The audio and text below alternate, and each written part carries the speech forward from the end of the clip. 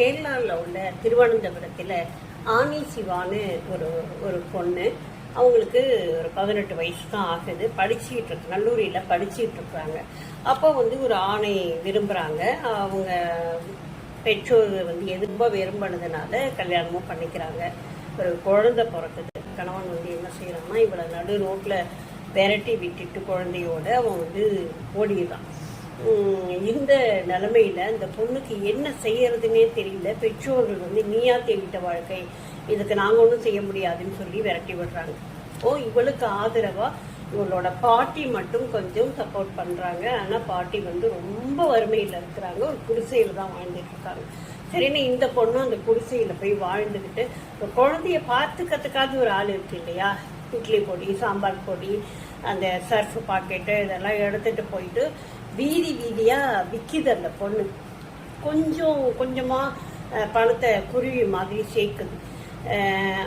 இது கொஞ்சம் நல்ல அழகா இருக்கிறதுனால பல ஆண்கள் இவளுக்கு நான் சப்போர்ட் பண்றேன் அப்படி இப்படின்னு வருவாங்க இல்லையா, அந்த மாதிரி வராங்க. ஆனா இந்த பொண்ணு ஒரு பெரிய வைராக்கியத்தை மனசுல ஏத்துக்குது. எந்த ஆணும் எனக்கு வேண்டாம், படிக்கணும், படிச்சு முன்னேறணும், எஸ்ஐ ஆகணும் அப்படின்னு சொல்லிட்டு அந்த பொண்ணுக்கு ரொம்ப ஆசை. உடனடியா என்ன செய்யுது, அந்த சர்ஃப் பாக்கெட்டு அது இதுன்னு எல்லாத்தையுமே வித்துக்கிட்டே இந்த பொண்ணு படிக்கவும் ஆரம்பிக்குதுங்க. கிட்டத்தட்ட 18 வருடங்கள் படிச்சு முடிச்சு ஒரு 5 ஆண்டுகள்ல அந்த தேர்வுல வெற்றியும் பெற்றுறான். ஆனாலும் இவளுக்கு இந்த வேலை கொடுக்கப்படவில்லை. பெரிய போராடி எஸ்ஐயா பதவியிலும் உட்கார்ந்து எந்த வீதியில தூக்கி வீசி எறியப்பட்டாலோ, ஒரு குப்பை மாதிரி தூக்கி வீசி எறியப்பட்டாலோ அதே வீதியில் இன்றைக்கு ஜீப்ல, போலீஸ் ஜீப்ல கம்பீரமா அந்த பெண் விழா வருது. எல்லாரும் அந்த பெண்ணை பார்த்து பிரமிப்பா இருக்கிறாங்க.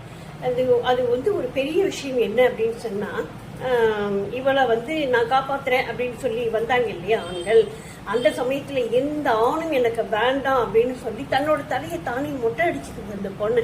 நான் கொஞ்சம் அழகா இருக்கிறதுனால தானே என்ன எல்லாரும் இப்படி பண்றீங்க அப்படின்னு சொல்லி அவ்வளவு ஒரு வெறியோட அந்த பொண்ணு படிச்சு இன்னைக்கு கேரளாவோட சூப்பர் ஸ்டார் அப்படிங்கிற நிலைமைக்கு உயர்ந்திருக்கிறா அப்படின்னு சொன்னா, நம்மளுடைய அடையாளத்தை தொலைப்பதற்கான ஒரு வாழ்க்கை இல்லை இது.